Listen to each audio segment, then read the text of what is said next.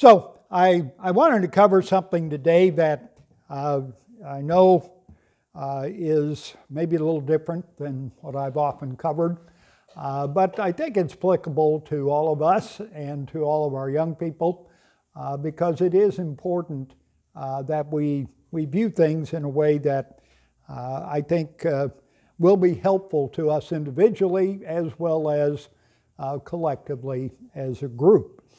And I have mentioned this topic. I briefly mentioned it at the feast in passing with some of the other things that I told the audience of 700. And I guess I've mentioned it here in our local congregation at times. But, you know, all of you, as I look out and see you sitting in your normal places, that's how we customarily do things. We generally have assigned seating up here. All of you, have been and you are very, very consistent.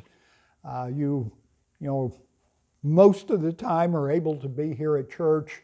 Maybe not everyone all the time, but we kind of know who normally would be here. And so in that way, you've been very consistent. You've got a good ability to send cards and encourage people. I think as a group, we're willing to adjust as we see that we need to, because some of the physical things we have to kind of adjust. And yet, we also see, the limitations that we have, and we've got to adjust for those. And I have to adjust for those. I thank you all for welcoming visitors, because we've had visitors. And because we build it, we know they're going to come to our new location here in a few weeks. We hope that we will have. Actually, I've had one or two people contact in this area. Those sometimes, you don't know how interested people are, but sometimes they are aware of past things, and maybe they have some limitations trying to get here. That's a pretty severe limitation, because we don't have people that can just drive all over the whole mid-Missouri to try to get people here. But we're looking forward to progress that we will be able to have going forward as a group. And I'm also thinking, of course, in the same way of the people up in Kansas City, because we've got quite a few changes going on up in Kansas City. People move away, people have died. We actually have several more widows than we've ever had in that grouping. And so that requires a little bit of changing in, just being able to figure out what exactly needs to be done to be able to support one another and help one another. And sometimes, and again, I think up here, we do a great job of making adjustments. We know we're going to have two prayers. We know we're going to have someone lead songs and someone give the sermonette and someone give the sermon. And thankfully, we have people who are able to do that. Although sometimes we may not know who's going to do it that day, depending on, whatever problems we might run into. So we have to make those kind of adjustments. And I think it is important for us to continue to pray for one another, but also to see the limitations that we have and figure out how we overcome any challenges that we face. Now, I mention this because I want to introduce this sermon with the short thing that I read. Actually, it was in Reader's Digest, but it was a little, I don't know what the title of the column was or the article, but it had a bunch of different people writing different, I guess it was advice, either that they had been given or that they had heard and that they thought had benefited them. And this particular little piece was written by Lady Wendy Bowers. It appears she must be a teacher, probably a school teacher at this time. But she wrote this very concise little statement, and it sticks with me because I I believe it's something every one of us, no matter our age, especially even our young people, need to know this. Wendy writes, "My mother was a woman of few words. But one phrase of hers that stuck with me was, 'See the work.' See the work." Which meant, see what needs to be done without being told. She goes ahead to say, if toys were left out, then put them away. If dishes are being washed, then grab a towel and dry. If litter is strewn along the road, pick it up as you are walking. And she says, again as a teacher, I've shared this see the work with countless students, and our halls are always clean and the chairs stacked by the end of every day. So she says, simple advice from a quiet woman. Now, I was impressed with reading this because I believe it is important, and that would be the title of my sermon, is just see the work. You know, each of us have an obligation to God to do our part in the body. You know, whether we're an ear or nose, or whether we're the heart, or whether we're a leg or arm, we're all a part of the body. But each of us have an obligation to God to do our part. And it's obvious, as I mentioned, as we all age, you know, that we sometimes get less and less physically able to do some things. You know, I wish I could do what I could do when I was 25 or 35 or even 65. I just can't. I can't do it anymore. I certainly am not going to run across the parking lot and get in my car. I can barely stumble across it and get over there. And so I've got to figure out how to make adjustments to be able to just get there.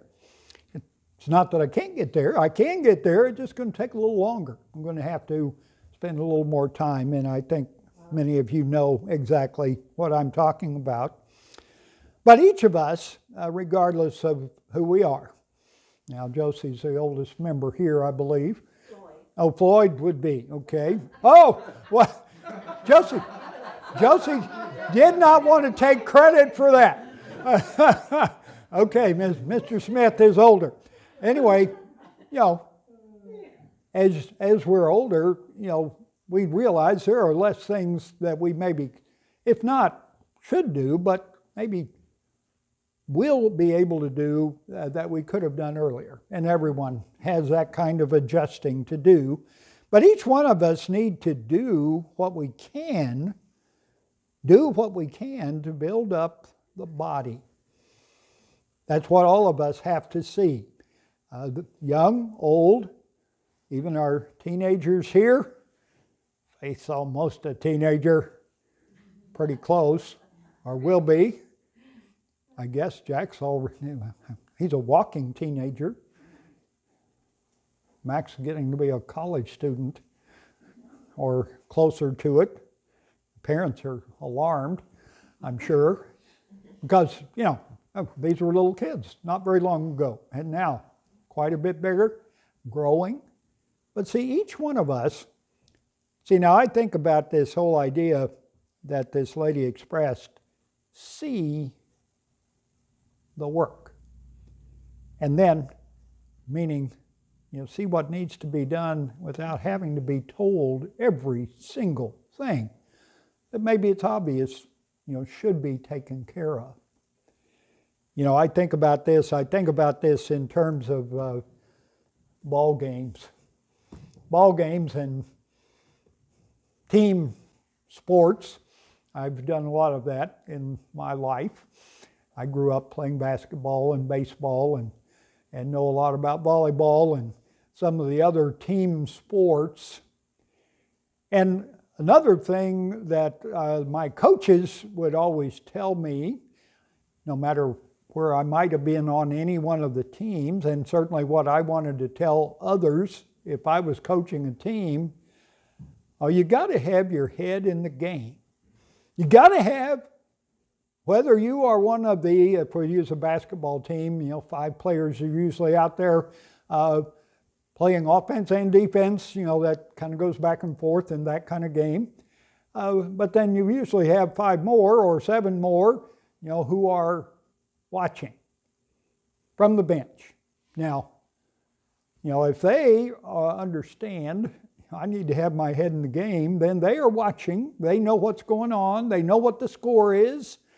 They know, what the other team is doing. They kind of understand maybe what we could do, we as a group, to try to defend better, and what we could do to try to, it's a matter of having your head in the game. Now, I know I've seen many kids, they're riding the pine, they're on the bench, they're off in la-la land, not really, paying attention to the game, thinking, I'm probably not going to be in anyway. Oh yeah, you'll be in eventually. And if you have your head in the game, then you'll know what to do. You'll know how to react, and it'll become an automatic thing. But I think of this see the work idea as kind of having your head in the game. Seeing what's obvious in many cases that needs to be done, and then doing it. I kind of broke this down into 3 areas. I'll see if I can quickly go through some of these. The first one is just simply our general approach to work. See, what is your general approach to work? Are you trying to avoid it as much as possible? Because that's what a lot of people are trying to do today.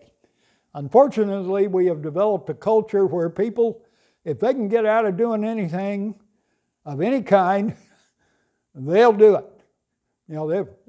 They work harder at doing little or none than if they'd had to do the work. That doesn't make any sense, but that's the way society is. And so, what is our approach? What is your approach to work? Well, we obviously want to look at what the Bible says, because that's where we will get the right approach to work that we want to have. First of all, let's look at Ecclesiastes 9. I'll give you at least a few verses. I've got a dozen or so written down, but there's no reason to go over every one of them. But Ecclesiastes 9 was written by Solomon, of course, and he was writing wisdom from God. This wasn't just because he was terribly brilliant, although he may have been incredibly bright, but he asked for wisdom from God, and God said, I'll give it to you. And he did that in order for him to write it down for us. Now, whether Solomon followed all of it or not, that's not the question. What he wrote down, what he says in verse 10 of Ecclesiastes 9, whatever your hand finds to do, do it with your might. Whatever you apply yourself to in your work, this could apply to if someone has a job and they're going to work, it needs to be done with enthusiasm, with thought, with an awareness of how can I better the situation for myself and everybody else. And, that kind of approach, do whatever your hand finds to do with all your might, for eventually you won't be able to do that. There is no work or thought or knowledge or wisdom in the grave where you are going. See, whenever people die, we no longer can do any work. We can no longer achieve successful outcomes for an employer or for our family or for our church group. We just can't do it because, that's what the admonition is, and that we've got to look at whatever energy God has given us. It's always great for me to get up and think, great, another day to try to honor God, to try to serve other people, to try to live to fulfill God's purpose for my life. That's all I want to do. And that's something that I think all of you identify with too. But maybe you don't always think of that. And especially as young people, we might not think of it, but you should. You should think about that. How can I help out my family, my group of church friends, those who love me and care for me? How can I do that? Let's look at a few other, actually there are a lot of verses back here in the writings section of the Old Testament, specifically in Proverbs, that I will read to you. Let's look at Proverbs 10, verse 26. It says, like vinegar to the teeth and smoke to the eyes are the lazy to their employers. I mean, that's obviously along the same line. You know, if we are doing our job, we are fulfilling that role to the best of our ability, we are serving and caring for others in our job. And of course, I guess this could apply to school. You can apply yourself in school, or you can just kind of limp through. Just try to see how little can I do to get by. And sometimes we do that. That's not that that's the end of the world, but we can change that. We can see how well can I do, either in school or work. Proverbs 12, verse 25 says, 12:24 says, the hand of the diligent will rule, but the lazy will be put to forced labor. You know, it's making a contrast between someone who's approaching work diligently, energetically, excitedly, and someone who is not, they don't have their head in the game. They don't even see the work. They don't see what needs to be done. Now here's one that could affect all of us. Proverbs 14:23. And again, you know, there's all kinds of these in here, and I've only picked out a few. 14:23 says, in all toil there is profit. So our work does produce benefit. Hopefully it's good benefit. Hopefully it's production. In all toil there is profit, but where mere talk leads only to poverty. Mere talk, you know. Now, I know as a church group, we like to talk. And as a church congregation overall, I would say the Church of God encourages people to talk, to fellowship. Sometimes, you know, we may be talking and missing what really needs to be done as far as whatever work needs to be done, even physical things that we have to do. So we have to think about this. Let's jump on to chapter 22 here. It says in verse 29, 22:29, do you see those who are skillful in their work? See, that's applying yourself, studying, being educated, having something to offer. You see those who are skillful in their work, they're going to be serving kings. And they'll not just simply serve common people. You know, saying that, well, that can be a benefit to you and to others because that's what God wants. He wants you to be, in a sense, profitable in that way. Chapter 29.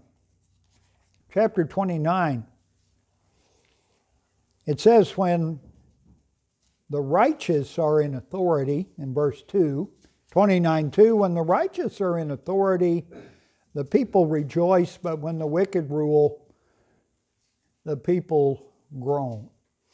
Now that's making contrast between not just working hard and being alert and seeing the work.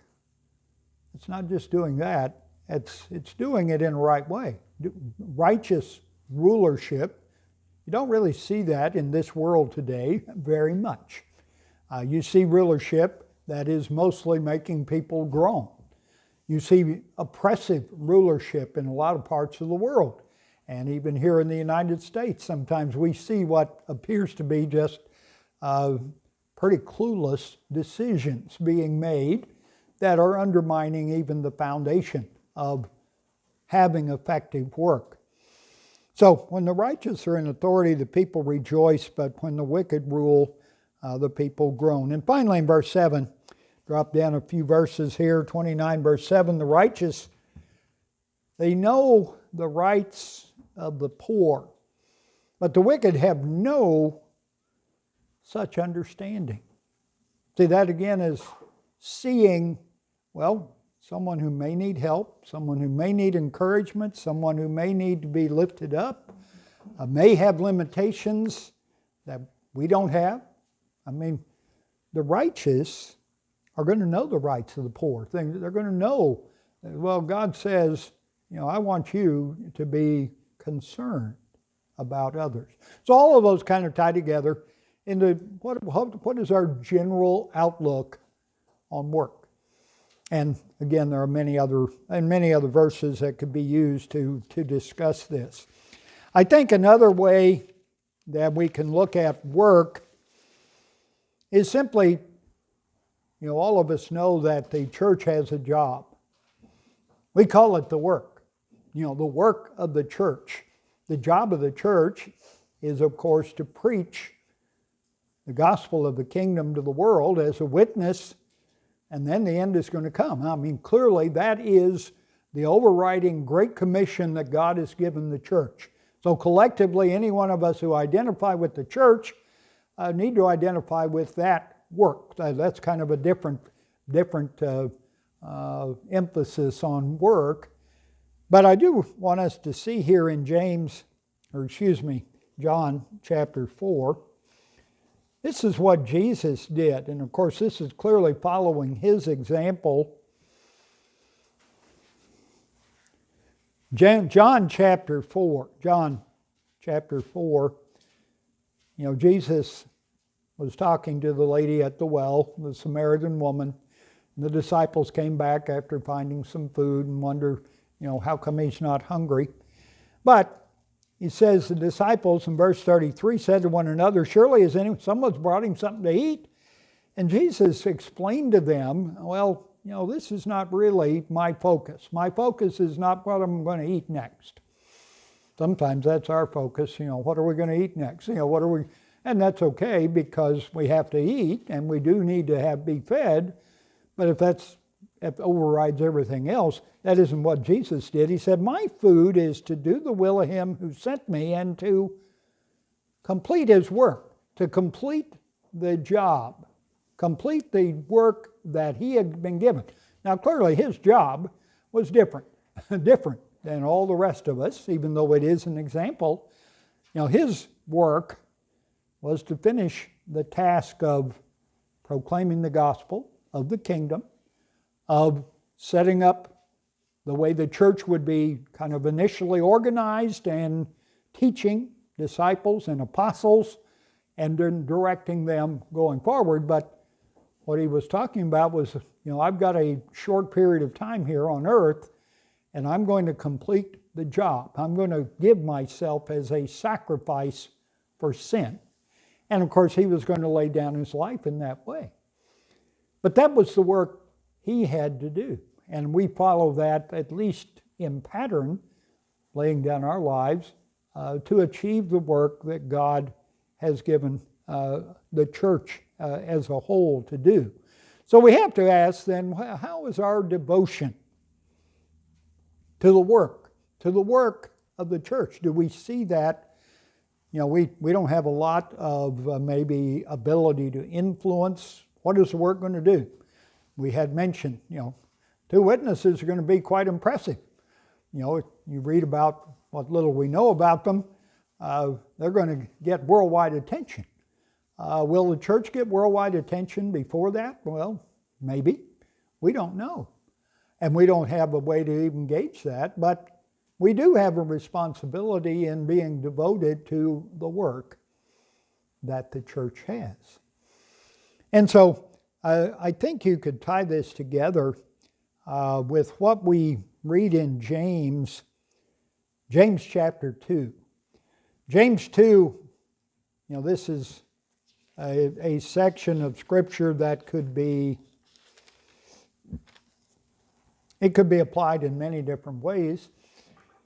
But the last part of James chapter 2, starting in verse 14, kind of talks about how much God wants us not only to be believers, not only to have faith, not only to grow in faith and grow as the children of God, but He wants us to be engaged in doing the works that go along with that kind of faith. Verse 14, what good is it, brethren, if you say that you have faith but you don't have any works? If James is actually saying that, both of those go hand in hand. It's not one or the other, it's both. And both have to be, in a sense, tempered together. He goes on to say, can faith save you? If a brother or sister is naked and lacks daily food, and one of you says, go in peace, keep warm and eat your fill, and yet you don't supply their needs, what good is that? So he says in verse 17, faith by itself, if it has no works, is dead. And then he goes ahead to explain a little more. Talks about Abraham in verse 21. Was not our ancestor Abraham justified by works when he offered his son Isaac on the altar? An Old Testament example of Genesis probably 22 or so. But that was something that God asked Abraham to do, and even after that he could say, okay, I know, it wasn't just a matter of believing me, which he did, but he says, I'm willing to do whatever you say. He was willing to work. He was willing to involve himself in that way. So, verse 22, you see the faith was active along with his works, and faith was brought to completion by the works. His faith was actually shown to be mature by the works that he did. And so, you also have an example here of Rahab, of her hiding the spies. That was a work. She could have, I guess, turned them in, but she didn't do that. She protected them and blessed them in that way, but, it involved probably a certain level of maybe scrutiny on her part. And yet, it says in verse 26, just as the body without the spirit is dead, so faith without works is also dead.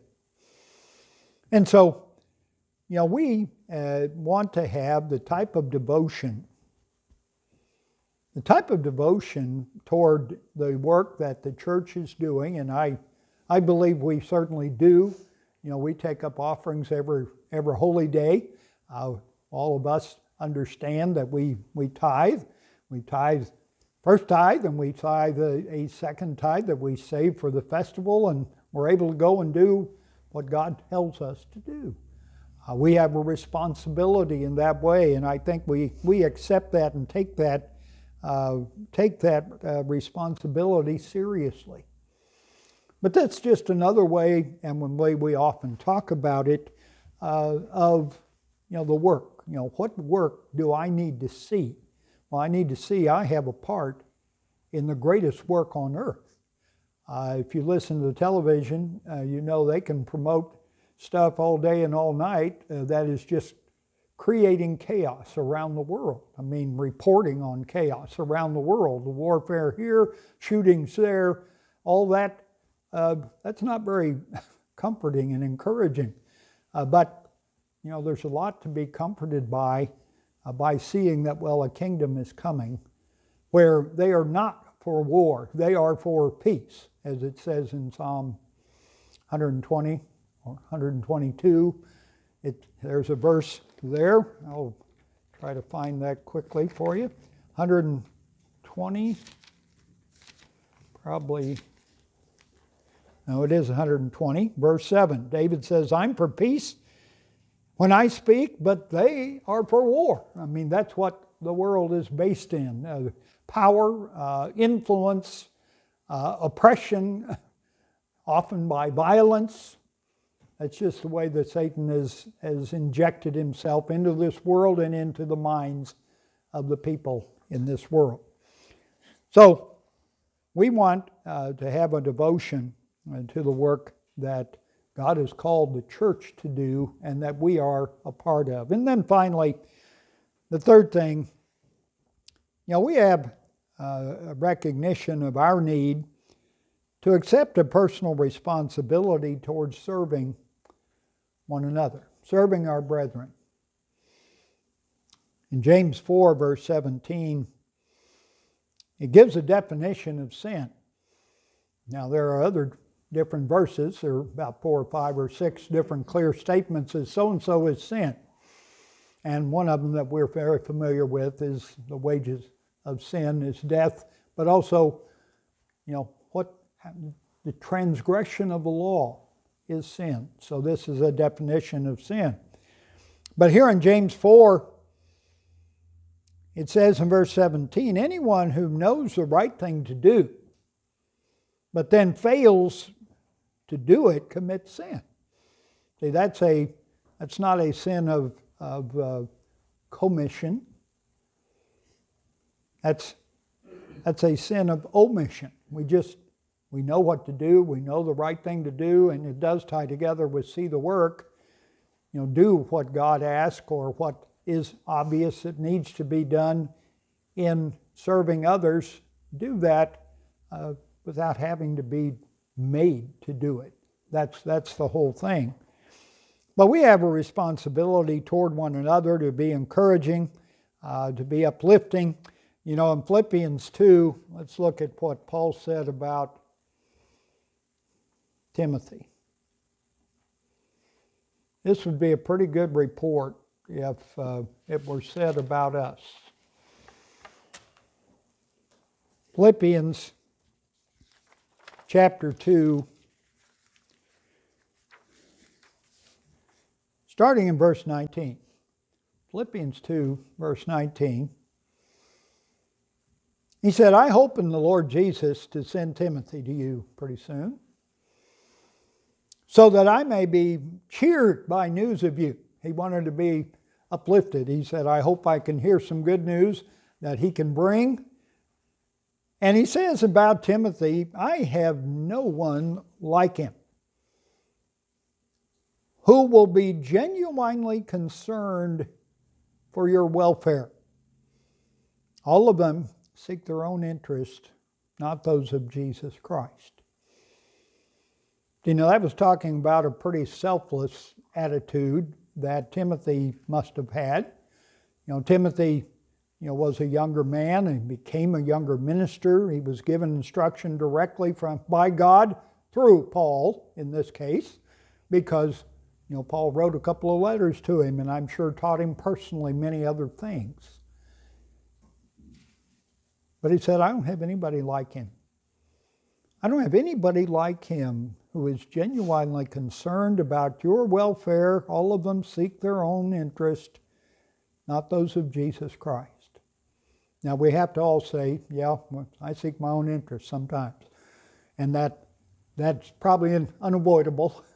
We're going to have to be able to override that some to see the interests of others. That's really what it says here earlier in the chapter.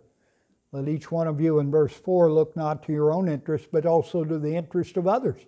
See, that is accepting a personal responsibility toward our brethren, toward those that we love and want to serve. And that was exactly what Timothy did.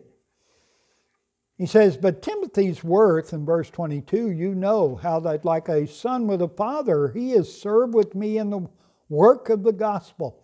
And so there's a direct statement of is the gospel, the proclaiming the gospel, the work of the church? Well, yeah, that's what Paul knew he had been conscripted for. He had been drafted to be. He knew that because he was out killing the church. And yet, God turned him around and said, okay, you're going to do the work that I give you to do. And so he says, Timothy has been working with me in the work of the gospel, and I hope therefore to send him as soon as I can see how things go with me, and I trust in the Lord that I will also come soon. So he had this statement about Timothy that was, it's absolutely amazing to see that Timothy would be that devoted. And you see Paul later in his writings, the few verses that we have about him knowing, I'm eventually going to die. I've run a good race. I don't know how much longer my life's going to be. I want you to bring my stuff. Bring my stuff. It's important. Bring my coat, for one thing. I guess that's what the cloak would be. And bring, the parchments. Bring the writings. Bring, what I believe, God is going to eventually make a part of the New Testament. Now, I don't know whether he thought that or not, but he at least knew the significance of those letters. The letters that he had not only written that we read and we are familiar with to many degrees. We know that he was concerned about that, but he was telling Timothy to do that. I want, this is important. You have got to do this in order that you not only know now, but that you'll know later what it is that God wants done. So the last point I'm making here is simply that we have this personal obligation toward each other, toward serving the brethren. And Timothy was a great example in that way. Paul could clearly commend him. And I guess all of us would really want to be commended in that way. So I guess I just point this out and connect it with seeing the work. Seeing the work involves noticing what's going on, noticing what needs to be done. That's the way the lady wrote about it, as far as just stuff at her home or, in activities or at the school. If people do that, if they see what needs to be done and just do it, well, then you have a clean place. Then you have a good place. And, we have right now, here in this congregation, we take down, we put up. I don't know what we're going to do over on the other side. We maybe not have a little less of that to do. But all of you pitch in to try to get that done. Whenever we have to do it, it takes a little while. It could probably take a little less time if we didn't have to think about it that much. We should, it's pretty simple. But everybody has a responsibility. And not that all of us physically can do that very well. And we maybe shouldn't. We shouldn't do things that are going to be hurting us because we just can't. But we have an obligation to God to do our part for the body. And I think we have to just ask, where are we able to serve? Where are we able to serve our brethren? Not everyone can do, as I said, some of the physical things that we have to do. But how can we contribute in that way? And of course, I know all of you realize that, well, there's some of the teaching assignments, a sermonette and sermon, that's going to be assigned through the ministry. That's the way God would say that we should do that. Most everything else, as far as all of the physical things that have to be done, that's something that we don't usually have all that terribly organized. We just all do it together. And yet if we all see the work, then we know what it is that we need to do. So we need to just consider what is it that we are able to do, and then strive to build one another up in doing that. Sometimes it could involve transportation, and I know that also is something that many of you have involved yourself with, and when you can or when you need to. If somebody's car breaks down, I almost had to get rescued yesterday. Of course, my car's a newer car. And you wouldn't think that I would have problems with this highly electronic car. It's not an electric vehicle, but it's got too much garbage, misinformation on here that you can't even figure out how to run. I can turn the radio on, or I can sometimes get that. But even that can blow up and nothing works. And then the car won't work. And yesterday, I was at the gym, and I had pulled, as I think many of our cars are, you've got a emergency brake. that you can push down, and it's usually on the far left. Push it down and then kind of bump it and it'll come back up. Mine doesn't have that. That's too old school. Mine has a little lever that you can just pull. Some of your vehicles probably have this little lever, and so I for some reason, I don't usually even want to use it, but some reason I stopped at the gym, I pulled it up. I mean, it's just a little button, it barely, just a little light comes on. And then I go in the gym, come back out, and get in the car, try to push it off, won't go off. Say, what's wrong here? I need to go. I need to work on the sermon. I need to go do something. Can't get the car to move. It will not even back up because the emergency brake is on. And it's a pretty strong emergency brake, I found out. Because I thought, I think if I just get it. No, that didn't work either. And so I'm starting to call the Nissan place. Tell me how to get this emergency brake off, because I keep punching it. All it will do is just go up or go down. There's nothing more to it. But the light won't go off, and the electric brake or whatever it is, the emergency brake won't go off. So I called the Nissan place, the service manager. They got to talk to 2 or 3 people. Nobody knows anything about how to fix something so simple and so, in essence, stupid, because I felt just completely, I told them I just feel stupid for having to call you and ask how can I even get the car to move? And they couldn't even tell me, and they put me on hold, and so I grabbed the manual and started reading the manual.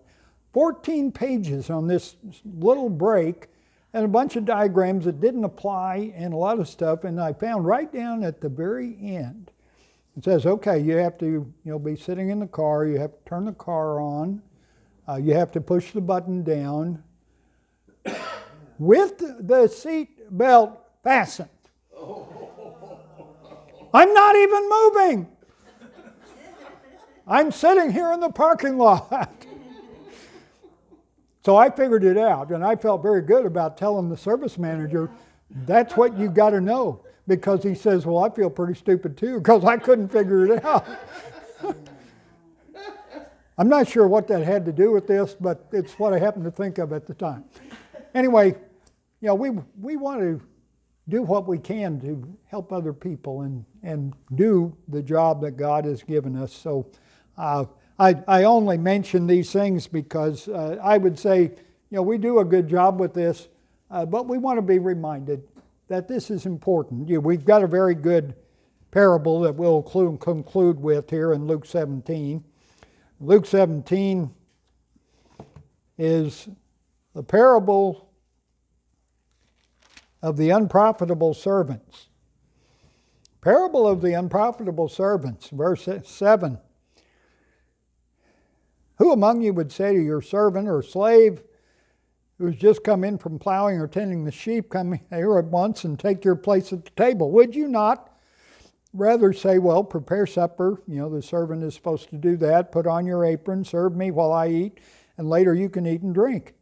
In verse 9, do you thank that servant for doing what he's expected to do, what he was commanded to do?